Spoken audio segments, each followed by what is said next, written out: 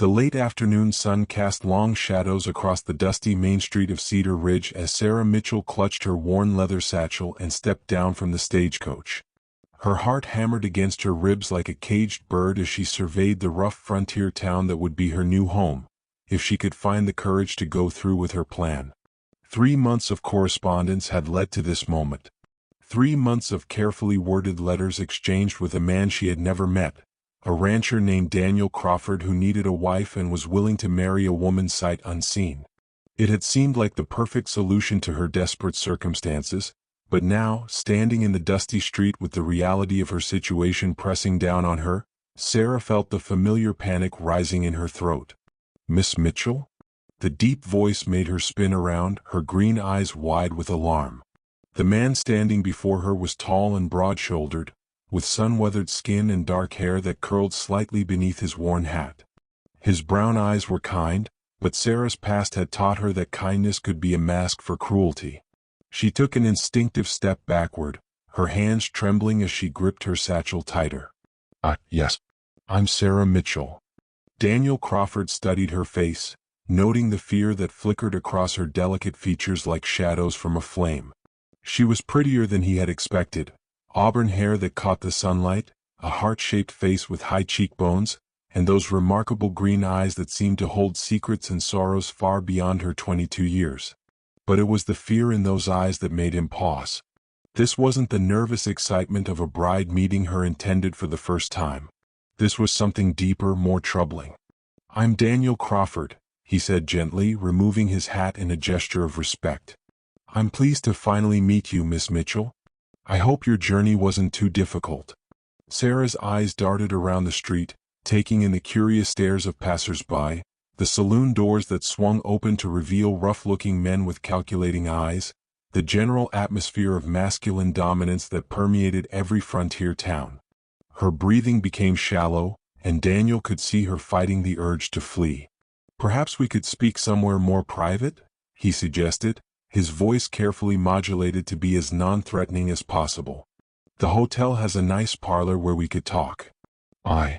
Sarah's voice caught in her throat.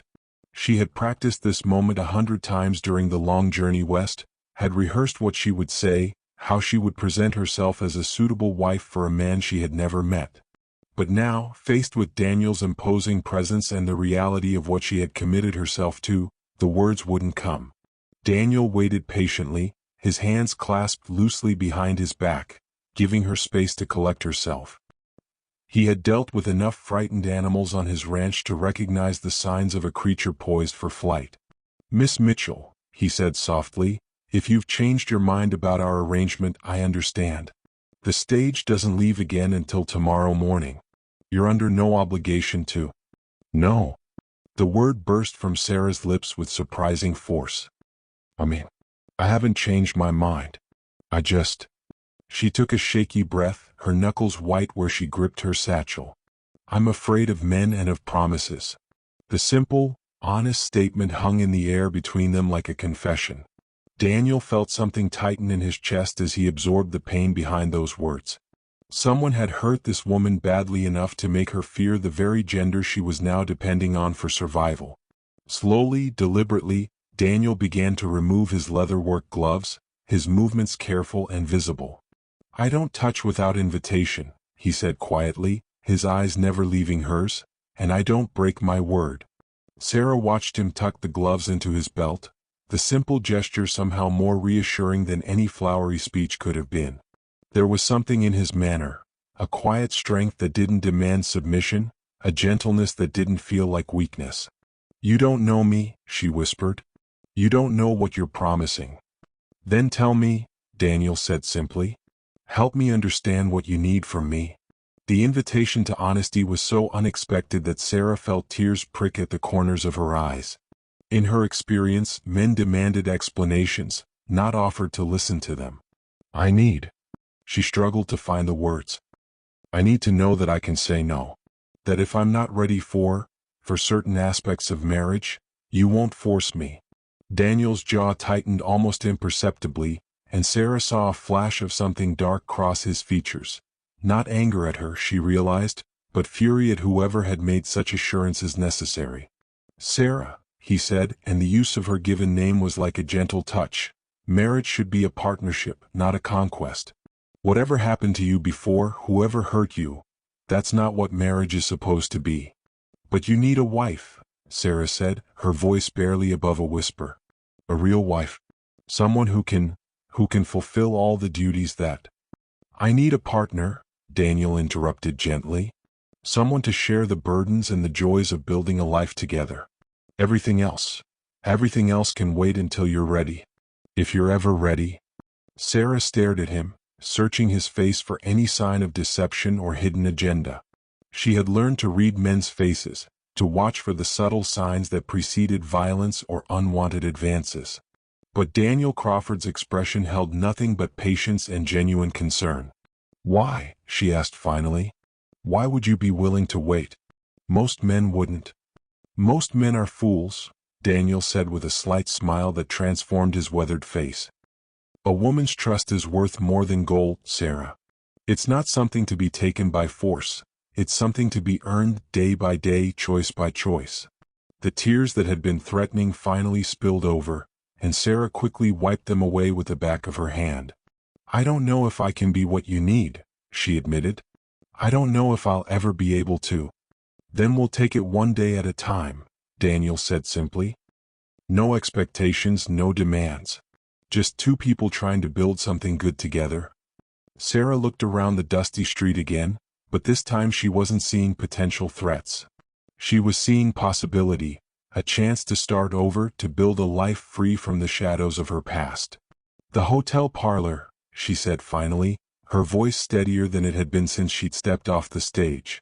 I think I'd like to talk there. Daniel's smile was warm and genuine. I'd like that too. He gestured toward the hotel, careful not to touch her or crowd her space. After you, Miss Mitchell. As they walked toward the hotel, Sarah felt something she hadn't experienced in years: hope. It was fragile and tentative, like a flower pushing through snow, but it was there. This man, this stranger who had just promised to respect her boundaries and earn her trust, might actually mean what he said. But as they reached the hotel steps, Sarah couldn't shake the feeling that her past wasn't done with her yet. Somewhere behind them, she sensed watching eyes, and a chill ran down her spine that had nothing to do with the evening breeze. The shadows of her former life were long, and she wondered if even a man as patient as Daniel Crawford would be willing to fight them when the time came. The hotel parlor was a modest room with faded floral wallpaper and mismatched furniture, but it felt like a sanctuary compared to the exposed vulnerability of the street. Sarah chose a chair near the window, positioning herself where she could see both the door and the street outside, a habit born of necessity that she couldn't seem to break. Daniel settled into a chair across from her, careful to maintain a respectful distance. He had ordered tea from the hotel proprietress, Mrs. Henderson, who had bustled about with barely concealed curiosity before finally leaving them alone. Tell me about your ranch, Sarah said, her hands wrapped around the warm teacup like a lifeline. It was safer to focus on practical matters than the growing awareness between them. It's about 5 miles north of town, Daniel replied, his voice easy and conversational. Cattle mostly, some horses. I've got a small house, nothing fancy but it's solid. Built it myself after I came back from the war. The war? Sarah's eyes flicked to his face, noting the way his expression tightened slightly. Union Army. Spent 3 years learning that some fights are worth having and others just leave everyone broken. Daniel's fingers traced the rim of his coffee cup. When I came home, I wanted to build something instead of tearing things down. Sarah nodded, understanding more than he might have expected. Building is harder than destroying, she said quietly. It requires faith that what you're creating will last. Yes, Daniel said, studying her face. It does. The silence that followed was comfortable rather than awkward, but it was broken by the sound of heavy boots on the hotel's front porch. Sarah's entire body went rigid, her teacup rattling against the saucer as her hands began to shake. Sarah? Daniel's voice was sharp with concern. What is it? Through the window, Sarah could see 3 men dismounting from travel-worn horses. Even from a distance, she recognized the leader, tall, lean, with pale eyes and a cruel mouth that had haunted her nightmares for months. Marcus Dalton had found her. "I have to go," Sarah whispered, setting down her teacup with trembling hands. "I have to leave. Now." "Sarah, wait." Daniel started to rise, but she was already on her feet, moving toward the parlor's back door with the desperate efficiency of someone who had planned escape routes from every room she entered. "You don't understand," she said, her voice tight with panic. "He's here. He found me." "Who found you?" Daniel was beside her now, his presence solid and reassuring despite her terror. "Sarah, talk to me. Who are those men?" Before she could answer, the hotel's front door opened with a bang that made Sarah flinch. Marcus Dalton's voice carried through the thin walls, smooth and cultured and utterly without warmth. "Good evening. I'm looking for a young woman who would have arrived on today's stage. Auburn hair, green eyes, traveling alone. Goes by the name Sarah Mitchell, though that might not be her real name." Mrs. Henderson's nervous reply was barely audible, but Sarah didn't need to hear the words to know that the hotel proprietress would give her up without hesitation. Small-town people didn't stand up to men like Marcus Dalton. "Sarah," Daniel said quietly, his hand hovering near her elbow without quite touching. "I need you to trust me. Can you do that?" Sarah looked into his brown eyes, seeing steady determination where she had expected to find the calculation or fear that Marcus inspired in most people. "You don't know what you're asking," she whispered. "He's dangerous. He'll hurt you to get to me." "Let me worry about that," Daniel said. "Right now I need to know, do you want to go with him?" "No." The word burst from Sarah's lips with desperate force. "I'd rather die than go back to him." Daniel nodded once, his jaw setting with grim resolve. "Then you won't." The parlor door opened, and Marcus Dalton stepped inside with the confident swagger of a man accustomed to getting his way. He was handsome in a cold, aristocratic fashion, with perfectly groomed blonde hair and expensive clothes that marked him as a man of means. But Sarah saw what others missed: the cruelty in his pale blue eyes, the way his mouth curved in a smile that never reached those eyes. "Well, well," Marcus said, his gaze fixing on Sarah with predatory satisfaction. "There you are, my dear. You've led me quite a chase." "She's not going anywhere with you," Daniel said, stepping slightly in front of Sarah. His voice was calm, but there was steel beneath the quiet words. Marcus's eyebrows rose in amused surprise. "And you are?" "Daniel Crawford. Sarah's fiancé." The lie rolled off Daniel's tongue with such conviction that even Sarah almost believed it. Marcus's smile faltered for just a moment before returning full force. "Fiancé? How romantic." Marcus's tone made the word sound obscene. "I'm afraid there's been a misunderstanding, Mr. Crawford. You see, Sarah's already spoken for. She's my wife." Sarah's sharp intake of breath was audible in the sudden silence. Daniel felt her sway behind him and reached back to steady her, his touch gentle but protective. "That's impossible," Daniel said evenly. "Sarah would have mentioned a husband." "Would she?" Marcus pulled a folded paper from his jacket pocket. "We were married 3 months ago in San Francisco. I have the certificate right here." Sarah's face went white as parchment. "That's not. I never. You forced me to sign papers, but I thought they were." "Contracts, yes," Marcus interrupted smoothly. "Marriage contracts, to be specific. Perfectly legal, I assure you." Daniel's hands clenched into fists at his sides. "A marriage obtained by force isn't legal anywhere." "Force?" Marcus laughed, the sound like breaking glass. "My dear Mr. Crawford, you've been listening to the fantasies of a very disturbed young woman. Sarah came to me willingly, didn't you, darling? After her father's unfortunate gambling debts left her family destitute." "You're lying," Sarah whispered, but her voice lacked conviction. The web of manipulation and half-truths that Marcus wove was so familiar, so insidious, that even she sometimes doubted her own memories. "Am I?" Marcus stepped closer, and Sarah instinctively moved behind Daniel. "Tell him about the debts, Sarah. Tell him how your precious father gambled away everything your family owned and then drank himself to death rather than face the consequences." Each word was a carefully aimed blow, designed to strip away Sarah's defenses and remind her of her powerlessness. Daniel could feel her trembling behind him and had to fight the urge to plant his fist in Marcus Dalton's smug face. Even if what you're saying is true, Daniel said carefully, it doesn't give you the right to claim ownership of another human being. Ownership. Marcus's smile was razor sharp. Such harsh words, Mr. Crawford. I prefer to think of it as protection. Sarah needs someone to take care of her, to make decisions for her. She's not equipped to survive on her own. I survived you, Sarah said suddenly, her voice stronger than it had been since Marcus arrived. I got away from you. Temporarily, Marcus agreed. But you can't run forever, my dear. And now you've involved this poor, misguided rancher in our domestic affairs.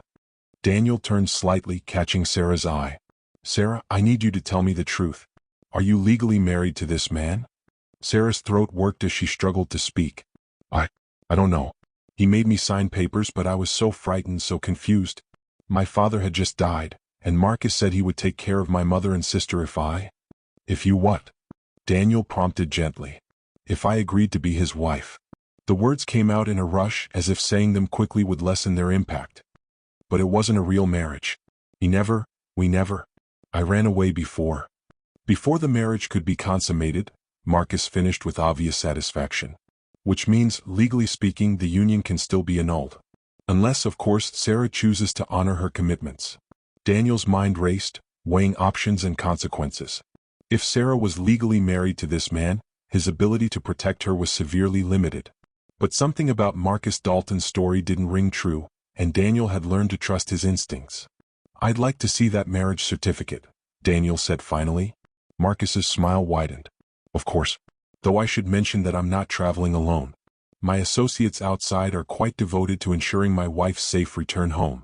Through the window, Daniel could see the two men Marcus had arrived with. They had the look of hired guns, hard men who would follow orders without question for the right price. Sarah, Daniel said quietly, never taking his eyes off Marcus, I want you to go upstairs to room 7. Lock the door and don't open it for anyone but me. I'm not leaving you alone with him, Sarah protested. Yes, you are, Daniel said firmly.